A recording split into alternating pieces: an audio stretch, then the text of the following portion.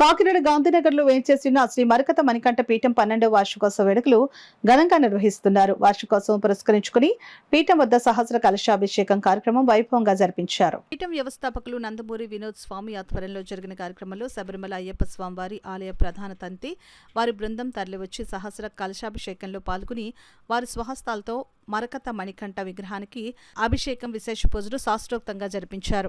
పెద్ద సంఖ్యలో స్వాములు పాల్గొని స్వామివారి దివ్య అభిషేక కార్యక్రమం కన్నులారా తిలకించి పులకించారు.